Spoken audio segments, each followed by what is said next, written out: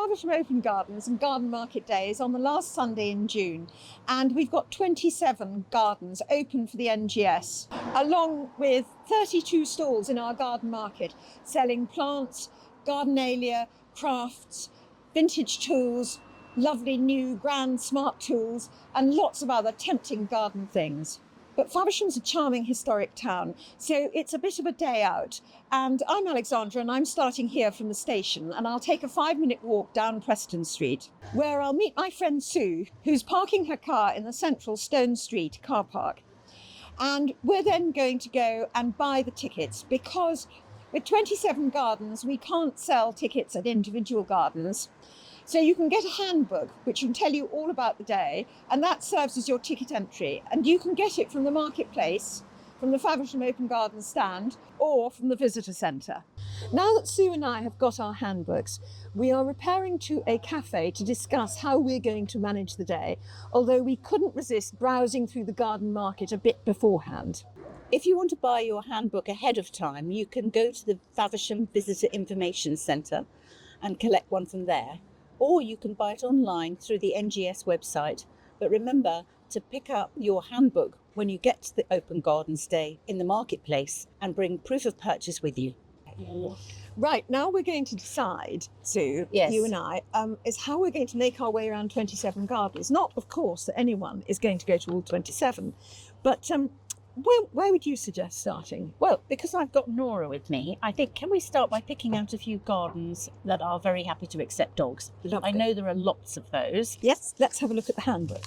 Well, we could, of course, start off in Abbey Street. It's, after all, Britain's best preserved medieval street and the home of Shepherd Neame, the oldest brewer in Britain. So we could do that. There's a couple of gardens on the way down to the harbour, and then when we get to the harbour, there's a couple more gardens Creek, there. not harbour. It's harbour. Is Called it? a harbour. Is it? Oh, So there's two gardens in Abbey Street. One is a lovely town garden that's got a wildflower meadow, and the other is the Abbey Physic Garden, which has a lovely community garden. They're really good at permaculture. They experiment with lots of different things, and it's just a beautiful place to go. And it's like a big walled garden with some very old buildings overlooking it. Okay, well, both of those sound good. Are they dog friendly? I'm pretty certain that they are. Excellent. But I'm not convinced. So you will have to check the book. You have to check your handbook. And we could, of course, from there, once we've done Abbey Street, we could walk back up to the Gatefield Lane area, where there is the original Georgian garden set up, which is a new one for this year. Yes, that's brilliant, because that's in the back of the Fleur-de-Lis, which is the Faversham Society, and they've redone the garden this year with Georgian plants, which I think is rather interesting. Excellent plan. Right, after Gatefield Lane, let's walk up to Newton Road. I happen to have seen number 12. It's a beautiful garden. It's small and perfectly formed with a lovely little wall around the outside. It's got a small water feature. It's absolutely delightful. Oh, that sounds perfect.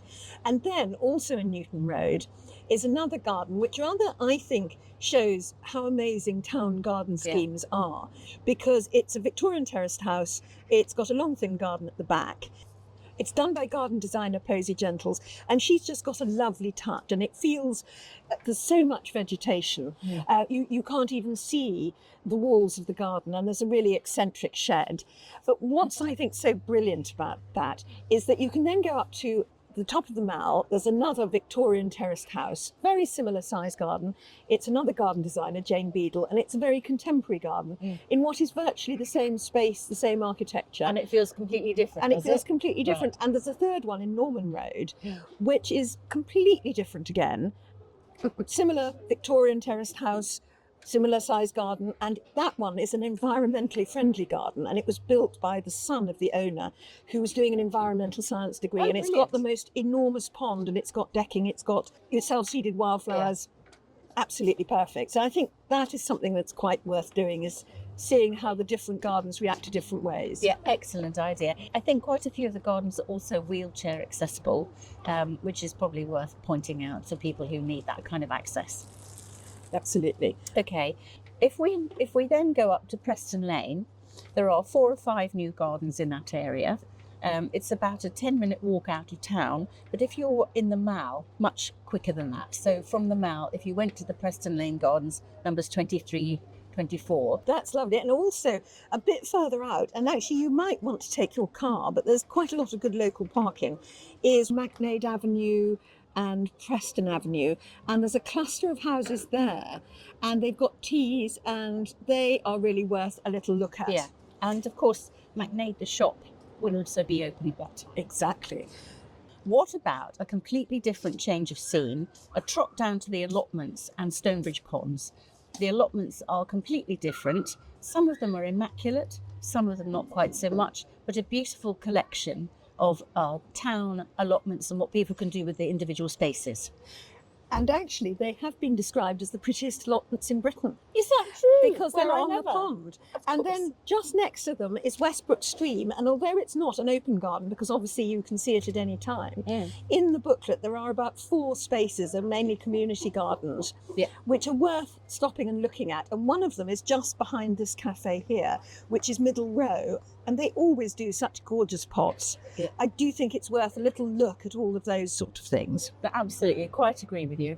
Back to the harbour again, because, I mean, Faversham is a town full of cafes and pubs, and the harbour has got a lovely little enclave. And then at Upper Brents, you could have a little walk alongside the creek, which is lovely, past yet another pub, and up to garden number 1, which is a wildlife garden. Yes, no, that's a really nice idea. I think also down at the creek you might just see some old Thames barges moored. There often still are. They're beautiful, aren't they? If we want to stop for refreshments, there are quite a few gardens that are doing teas all day, and you'll see they're marked with cups of tea in the handbook. But also there are open cafes, including this one, which will be open on the day. I have to say, if there's one thing about Faversham, you're never short of a cup of coffee or tea or a slice of cake or even a pint. Oh, yes, absolutely, this is true. So I hope we've inspired you, and come and see us on June the 29th. 27 gardens open for the National Garden Scheme and a wonderful garden market. Hope to see you there.